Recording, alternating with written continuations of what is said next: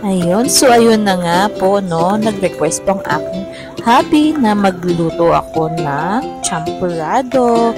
Dahil sa panahon ay malamig at maulan, ang sarap kumain ng champurrado.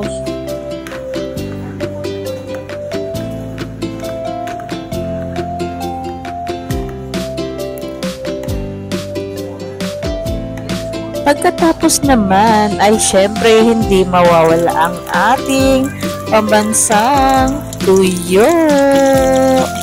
Perfect na perfect to mga moms na partner sa ating champurrado.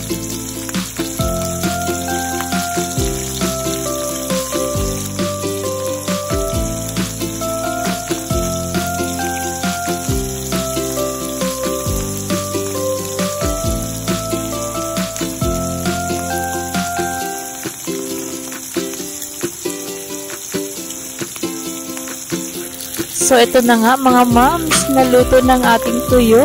Tanggalin na natin ito sa ating kawali.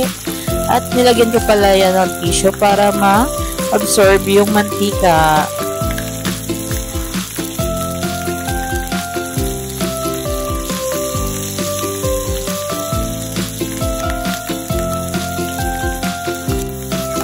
So, ito na nga moms, kain na tayo. Nilagyan ko pa yan ng iba para mas masarap.